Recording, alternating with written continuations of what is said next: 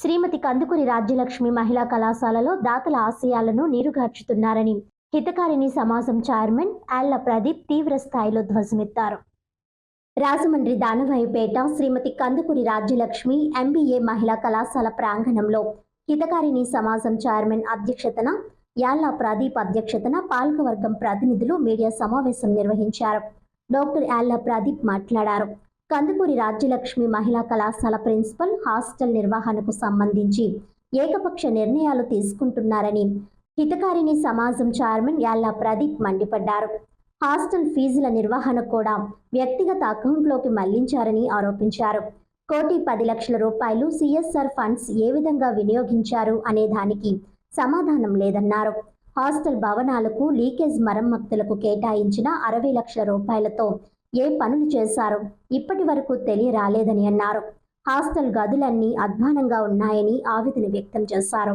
నిబంధనలకు విరుద్ధంగా దాతలు ఆశయాలను అపహాస్యం చేస్తూ హాస్టల్ ఆవరణలో మాంసాహారాన్ని అనుమతి ఇస్తున్నారని విచారం వ్యక్తం చేశారు.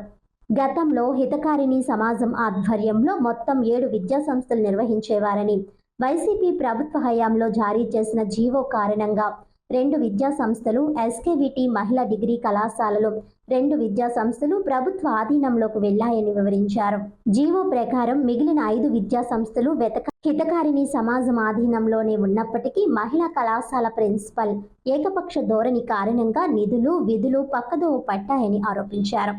పూర్తి స్థాయిలో సమగ్ర విచారణ జరిపిస్తున్నామని, చర్యలు తీసుకుంటామని, దాతల ఆశయాలు పరిరక్షిస్తామని చెప్పారు. అకౌంట్లోకి ట్రెజరీలోకి కొడుతున్నారు. ఏదైతే ఎడ్యుకేషన్ డిపార్ట్మెంట్ ఉంటుందో వాళ్ళు ఇచ్చిన అకౌంట్కి కడుతున్నారు. మరి హాస్టల్ కూడా గవర్నమెంట్ది అయినప్పుడు హాస్టల్ ఫీజు కూడా గవర్నమెంట్కే కొట్టాలి కదా. ఎందుకు ఈవిడ పర్సనల్ అకౌంట్లో కొట్టించుకుంటుంది? ఎందుకు రూపాయలు డైరెక్ట్గా తీసుకుంటున్నారు? ఎందుకు ఇప్పటివరకు అది గవర్నమెంట్ లెక్కలోకి వెళ్ళలేదు? 4 ఇయర్స్ నుంచి హాస్టల్ మెయింటెనెన్స్ కానీ హాస్టల్ అకౌంట్స్ కానీ ఒక ఈఓ గారికి ఆవిడ చెప్పలేదు. అలాగనే అది గవర్నమెంట్ ఉద్దేశంలో కూడా లేదు. నిన్న మేము వెళ్ళి అడిగినప్పుడు ఆర్డీఓ గారు రావడం జరిగింది. ఆయన వచ్చి జీవో చూశారు. జీవో చూసినప్పుడు ఇది హితకారిణి సమాజది కదా, ఎందుకు మీరు అప్పచెప్పలేదు అని అడిగితే ఆవిడ లీవ్లో ఉన్నారు, రేపు వస్తామని చెప్పారు. తర్వాత ఈ సార్ వచ్చి 9 నెలలు అయింది. ఈ 9 నెలల్లో కూడా నెలకు ఒకసారి ఆ హాస్టల్ మాకు అప్పచెప్పండి అని చెప్పి ఆవిడకి నోటీసెస్ ఇస్తూనే ఉన్నారు. ఒక్కసారి కూడా మళ్ళీ నోటీస్ అన్నీ బ్యాక్ వచ్చినాయి, రిఫ్యూజ్డ్ టు టేక్. ఒక్కసారి కూడా ఆవిడ కనీసం జీవో తీసుకోవడానికి కూడా ఇష్టపడలేదు. కందుకూరు విజయసింగం పంతులు గారు కట్టిన హాస్టల్ ఏంటి, ఆవిడ మెయింటైన్ చేయడం ఏంటి? Being as a government employee, being as a principal ఆవిడ ఎందుకు హాస్టల్ మెయింటైన్ చేస్తున్నారు? ఆవిడ పర్సనల్ అకౌంట్లో డబ్బులు వేయించుకోవడం ఏంటి? అప్పుడు పాలక మండలి ఏం చేసింది? అప్పుడు ఉన్న మునుకుమారి గారు ఏం చేశారు? ఈ విషయం ఇప్పటివరకు ఎందుకు బయటికి రాలేదు? అంటే వీళ్ళందరూ కలిసే చేశారా, లేకపోతే ఆవిడ దృష్టిలోకే వెళ్ళలేదా ఏంటి అన్నది మాకు తెలియదు.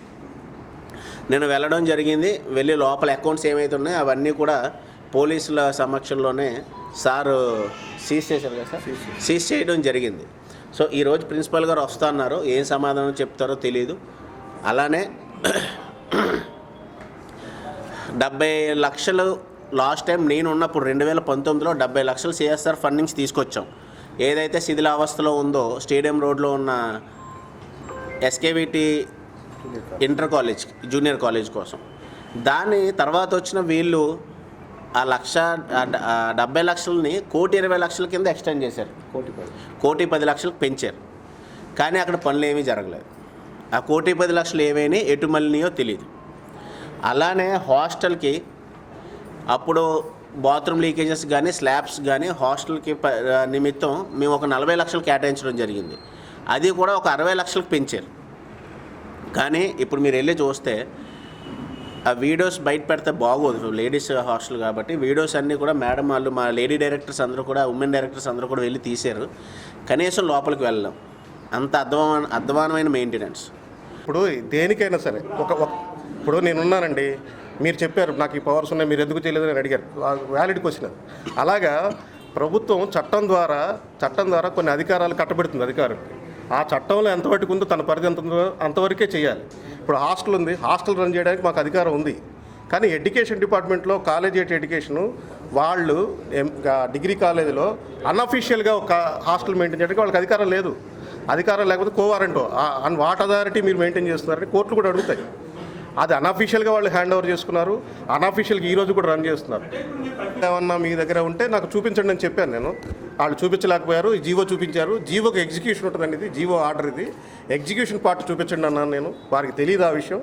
వాళ్ళు చూశారు, ఓకే అనుకుని వెళ్ళిపోయారండి. వెళ్ళిపోయిన తర్వాత నేను సీజ్ చేశాను. రావడం జరిగిందండి.